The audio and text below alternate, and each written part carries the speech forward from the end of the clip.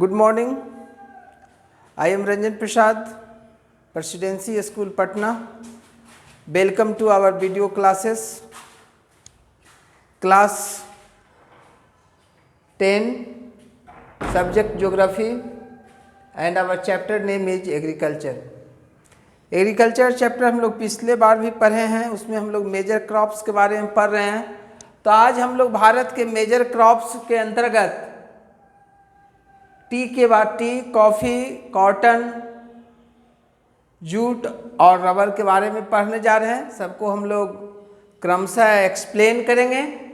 सबसे पहले आज हम लोग मेजर क्रॉप्स ऑफ इंडिया के अंतर्गत टी के बारे में पढ़ेंगे। चाय, जो हम लोग जानते हैं कि आज एक लोकप्रिय पेय बन गया है, हम लोग सभी इसको पसंद करते हैं पीना। तो चाय जो है, टी जो है एरोमेटिक बिवरेज है ना। तो इसके बारे में हम लोग पढ़ेंगे कि कौन कौन से ज्योग्राफिकल कंडीशंस हैं जो इसको उपजाने के लिए, प्रोडक्शन के लिए हमारे लिए हेल्पफुल है। तो पहला ज्योग्राफिकल कंडीशन इसके लिए होना चाहिए कि ट्रॉपिकल और सब ट्रॉपिकल क्लाइमेट होना चाहिए। ये इसका ज़्यादा अच्छा ग्रोथ जो होता है ट्रॉपिकल और सब ट्रॉपिकल क्लाइमेट में होता है। दूसरा ज्योग्राफिकल कंडीशंस इसके लिए ज़रूरी है कि इसको फर्टाइल और वेल ड्रेन्ड सॉइल चाहिए। कहने का मतलब हो गया वेल ड्रेन्ड मतलब बारिश होने के बाद पानी उस मिट्टी में नहीं जमना चाहिए। पानी जो है तुरंत जो है वहाँ से नीचे अलग हट जाना चाहिए, मतलब ड्रेन्ड हो जाना चाहिए। तो इसको हम लोग जब भी चाय की खेती करेंगे तो ऊंचे स्थानों पर करेंगे, तभी जो है पानी क्या होगा, वहाँ नहीं जम पाएगा। एक जगह ही रेन वाटर कलेक्ट नहीं होगा। अगर रेन वाटर कलेक्ट हो जाएगा तो पौधा को हार्म पहुँचाता है। तो इसके लिए क्या चाहिए, सिर्फ फर्टाइल सॉइल ही नहीं चाहिए बल्कि वेल ड्रेन्ड सॉइल चाहिए। और उस मिट्टी में वेल ड्रेन्ड सॉइल ही नहीं बल्कि वह उपजाऊ ह्यूमस होना चाहिए और ऑर्गेनिक मैटर होना चाहिए, जिसमें वैसा मिट्टी जिसमें ह्यूमस की मात्रा ज़्यादा हो और ऑर्गेनिक मैटर की मात्रा ज़्यादा हो। और इसको चाय के उत्पादन के लिए वार्म और मॉइस्ट और फ्रॉस्ट फ्री क्लाइमेट चाहिए। सालों भर कुहासा नहीं होना चाहिए, मॉइस्ट होना चाहिए, मतलब हवा में आर्द्रता होना चाहिए, ह्यूमिडिटी होना चाहिए और वार्म होना चाहिए। अब ये सब तो ज्योग्राफिकल कंडीशन है। अब चूंकि हम लोग सभी जानते हैं कि जो हम लोग चाय का इस्तेमाल करते हैं वह इस पौधे के कोमल पत्ता से ही चाय पत्ती का निर्माण होता है। एकदम टेंडर लीव्स को तोड़ना बहुत मुश्किल काम होता है, बहुत अधिक इसमें लेबर की ज़रूरत होती है। और चाय कई एक प्रकार के होते हैं, उसके क्वालिटी डिपेंड करता है उसके पत्ते पर।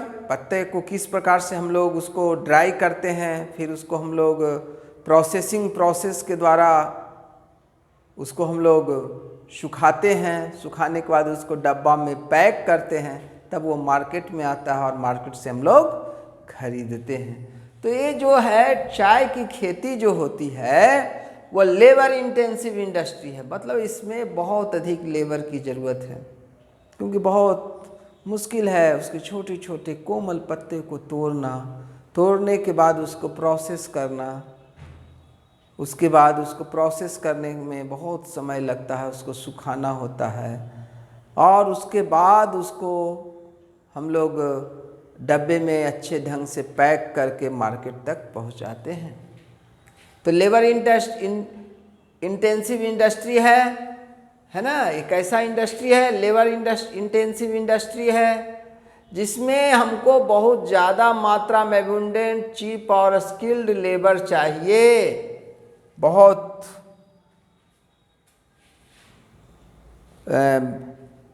ज़्यादा हम लोग लेबर को भी पैसा नहीं दे सकते हैं। चीप लेबर की ज़रूरत होती है, कम मजदूरी लेने वाला, और स्किल्ड लेबर होना चाहिए, उस काम करने में निपुण होना चाहिए। पत्ते को, चाय पत्ते का खेती में चाय पत्ती को तोड़ने में, तोड़ना होता है, कोमल कोमल पत्तों को तोड़ना, उसको प्रोसेस करने के लिए साधारण लेबर की ज़रूरत नहीं होती है, बल्कि स्किल्ड लेबर की ज़रूरत होती है। अब इसके बाद हम लोग और भारत के मेजर क्रॉप्स के अंतर्गत पढ़ेंगे कॉफ़ी के बारे में। तो कॉफ़ी भी हम लोग जानते हैं, कॉफ़ी भी हम लोग बिवरेज है ना, हम भारतीय इसका इस्तेमाल करते हैं। तो पूरे वर्ल्ड में जितना कॉफ़ी का उत्पादन होता है उसका 4% कॉफ़ी हमारे भारत में उत्पादन होता है। और ये जो भारत में कॉफ़ी का जो उत्पादन होता है वह मुख्य रूप से hill tracts of South Indian states में होता है। साउथ इंडियन स्टेट्स में जैसे आपका तमिलनाडु, आंध्र प्रदेश है ना, कर्नाटका, केरल, ये सब जगह में कॉफ़ी का उत्पादन होता है। मतलब उसकी कॉफ़ी का भी पौधा होता है, उसको हम लोग कॉफ़ी का खेती करते हैं। तो मेजर स्टेट्स कौन कौन है, प्रमुख राज्य कौन कौन है भाई जहाँ की कॉफ़ी की खेती होती है? तो पहला कर्नाटका सबसे ज़्यादा, उसके बाद केरला में, तीसरा नंबर में है आपका तमिलनाडु, जो कि मेनली है कहाँ, नीलगिरी हिल्स में कॉफ़ी का उत्पादन होता है। तीसरा आज हमने पढ़ा चाय और कॉफ़ी के बारे में, है ना, सभी हम लोग इसको पीना पसंद करते हैं। तो इसके लिए हम लोग आज ने पढ़ा कि चाय के लिए क्या ज्योग्राफिकल कंडीशंस होना चाहिए, है ना, कॉफ़ी किस किस राज्यों में कॉफ़ी का खेती किया जाता है। अब जो हम next major crops of India पढ़ने जा रहे हैं वो है आपका कॉटन, है ना। कॉटन से हम लोग प्राचीन समय से वस्त्र बनाया जा रहा है, टेक्सटाइल इंडस्ट्री में इस्तेमाल होता है। तो कॉटन जो है हमारा एक इम्पॉर्टेंट फाइबर क्रॉप है। कॉटन हमारा एक इम्पॉर्टेंट फाइबर क्रॉप है। यह सिर्फ भारत का ही नहीं बल्कि पूरे विश्व का यह एक इम्पॉर्टेंट फाइबर क्रॉप है। यह जो है खरीफ क्रॉप है जिसको मैच्योर होने में 6 to 8 मंथ्स लगते हैं। कॉटन को मैच्योर होने में 6 to 8 मंथ्स की ज़रूरत होती है। और कॉटन मेनली प्रोड्यूस होता है महाराष्ट्र, गुजरात और मध्य प्रदेश में। इसका मुख्य उत्पादक राज्य महाराष्ट्र, गुजरात और मध्य प्रदेश है, ठीक है। और यह जो फाइबर कॉटन जो हमारा फाइबर क्रॉप है वह मुख्य रूप से कैसा मिट्टी चाहिए उसको उपजाने के लिए? ब्लैक सॉइल सबसे परफेक्ट सॉइल है, क्योंकि इसमें ज़्यादा फर्टिलिटी होता है ना। और ये जो ब्लैक सॉइल जो हमारा दक्कन प्लेट्यू रीजन में पाया जाता है वहाँ पर सर्वोत्तम किस्म का कॉटन का उत्पादन किया जाता है। और पूरे विश्व स्तर पर कॉटन के उत्पादन में भारत का स्थान 3rd है। तो भारत क्या है भाई? भारत जो है 3rd largest producer of cotton in the world. Okay, अब हम लोग इसके बारे में अब कुछ पढ़ लेंगे कि भाई कौन कौन सा ज्योग्राफिकल कंडीशंस है जिसमें जो कि कॉटन के उत्पादन के लिए, उसका खेती के लिए उपयुक्त होगा। तो इसके लिए कॉटन हम वही जगह, उसी जगह कॉटन का खेती कर सकते हैं जहाँ का टेम्परेचर हाई हो, मतलब इसको हाई टेम्परेचर की ज़रूरत होती है। लाइट रेनफॉल और इरिगेशन, हल्का फुल्का इसको पानी की भी ज़रूरत होती है, बहुत ज़्यादा नहीं लेकिन चाहिए। और 210 फ्रॉस्ट फ्री डे होना चाहिए, मतलब ये इसका खेती उसी जगह होगा जहाँ कुहासा बहुत कम प्रभावित करता हो वायुमंडल को। ब्राइट सनशाइन चाहिए, चूँकि ये 6-7 महीना का फसल है, 6 to 8 मंथ्स में मैच्योर होता है, तो इसको कम से कम 210 दिन तक फ्रॉस्ट फ्री डे चाहिए और ब्राइट सनशाइन चाहिए। और मिट्टी हम लोग जानते ही हैं कि कॉटन के उत्पादन के लिए ब्लैक सॉइल की ज़रूरत होती है। अब इसके बाद इसी में हम लोग पढ़ेंगे कि कौन कौन से राज्य जो हैं कॉटन के उत्पादन में महत्वपूर्ण भूमिका निभाते हैं। तो मेजर कॉटन प्रोड्यूसिंग स्टेट्स में सबसे ज़्यादा महाराष्ट्र, गुजरात, मध्य प्रदेश, कर्नाटका, आंध्र प्रदेश, तमिलनाडु, पंजाब, हरियाणा और उत्तर प्रदेश प्रमुख कॉटन उत्पादक राज्य हैं। अब हम लोग जूट के बारे में पढ़ेंगे। अब तक हम लोग ने टी, कॉफ़ी, कॉटन पढ़ चुके हैं आज के क्लास में मेजर क्रॉप्स के अंतर्गत। अब हम लोग पढ़ने जा रहे हैं जूट के बारे में। जूट से आप लोग सभी परिचित हैं। मुख्य रूप से इससे पहले जो है आज के समय में तो अधिकतर सामान जो है प्लास्टिक के थैला में बाज़ार में आते हैं, लेकिन पहले जो है चीनी वगैरह या और दूसरे अनाज जो है जूट के पैकेट में पैक करके बाज़ार में आते थे। तो जूट जो है ये भी जो है फाइबर क्रॉप है, सेकेंड फाइबर क्रॉप है, और इसको हम लोग गोल्डन फाइबर भी कहते हैं जूट को।